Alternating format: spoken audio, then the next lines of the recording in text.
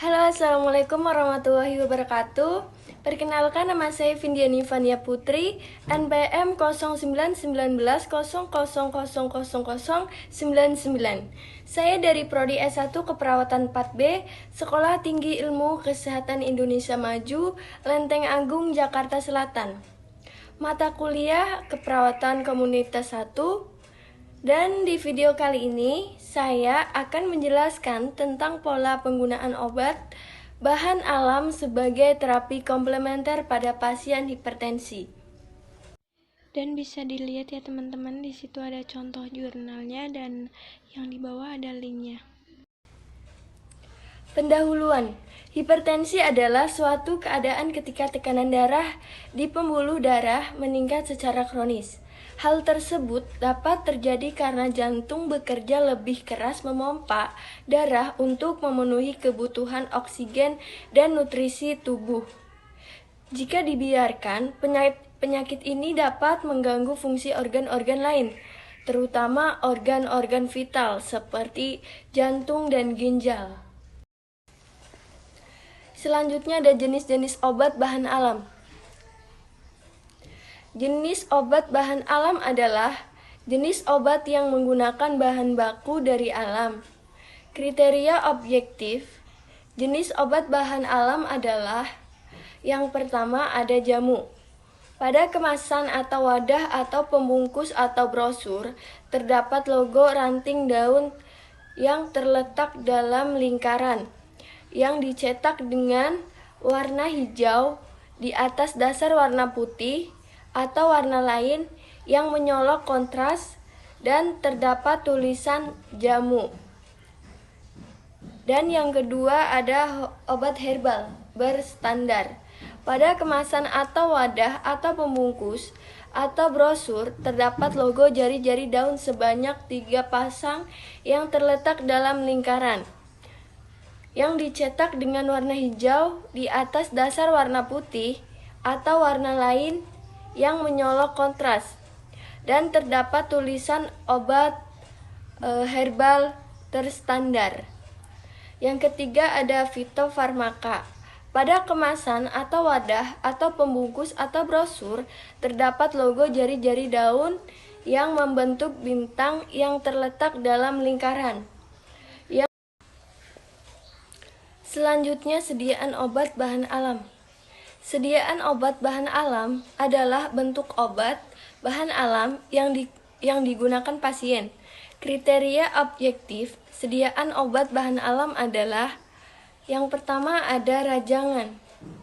Sediaan berupa potongan simplisia atau campuran simplisia dengan sediaan gelenik yang sudah atau belum diseduh dengan air panas.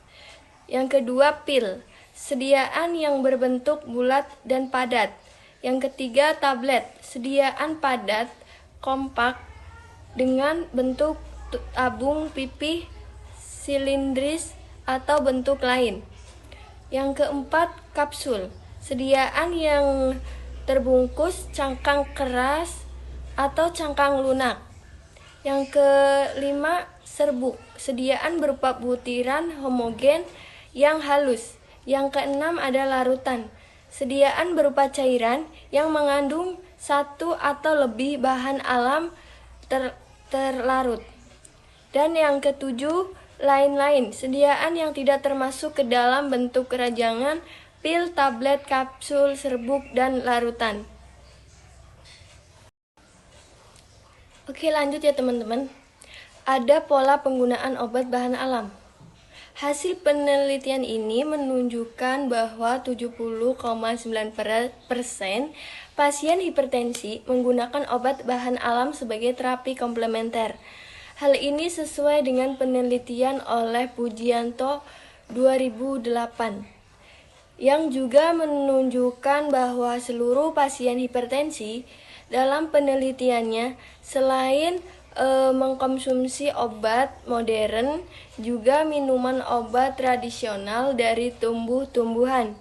Penelitian ini oleh Diana et al. 2008 di Bogor menemukan bahwa 48,9% responden penelitian mengkonsumsi tanaman obat dengan tujuan untuk mengobati hipertensi berada di urutan keempat 11,4%. Sementara itu penelitian oleh Gusmira 2012 menunjukkan bahwa penurunan tekanan darah diastolik pada kelompok terapi kombinasi obat hipertensi konvensional bersama dengan obat bahan alam lebih baik dibandingkan selanjutnya ada manfaat bahan alam sebagai terapi komplementer hipertensi. Yang pertama ada sirsak. Hasil penelitian ini menunjukkan bahwa pasien hipertensi menggunakan rajangan daun sirsak untuk menurunkan tekanan darah. Dan yang kedua ada rosella. Hasil penelitian ini menunjukkan bahwa pasien hipertensi menggunakan rajangan bunga rosella kering untuk menurunkan tekanan darah. Dan yang ketiga ada seledri. Hasil penelitian ini menunjukkan bahwa pasien hipertensi menggunakan air perasan jus seledri untuk menurunkan tekanan darah. Dan yang keempat ada alfalfa. Hasil penelitian ini menunjukkan bahwa pasien hipertensi menggunakan sari klorofil dari daun alfalfa untuk menurunkan tekanan darah. Dan yang kelima ada daun salam. Daun salam, hasil penelitian ini menunjukkan bahwa pasien hipertensi menggunakan rajangan daun salam untuk menurunkan tekanan darah. Dan yang keenam ada mentimun. Mentimun, hasil penelitian ini menunjukkan bahwa pasien hipertensi menggunakan jus mentimun untuk menurunkan tekanan. Dan yang terakhir ada kesimpulan. Sebagian besar pasien hipertensi menggunakan obat bahan alam selain obat hipertensi konvensional. Seluruh pasien menggunakan obat bahan alam yang secara teori memang terbukti menurunkan tekanan darah. Namun demikian hanya 15,2% pasien yang menggunakan obat bahan alam sesuai dengan peraturan BPOM tentang kriteria jamu. Hasil penelitian ini menunjukkan bahwa perlunya edukasi penggunaan obat bahan alam di masyarakat sebagai terapi komplementer untuk hipertensi. Sekian dari saya. Jika ada kekurangan dalam menjelaskan materi, mohon dimaafkan ya teman-teman. Semoga materi kali ini bermanfaat. Terima kasih. Wassalamualaikum warahmatullahi wabarakatuh.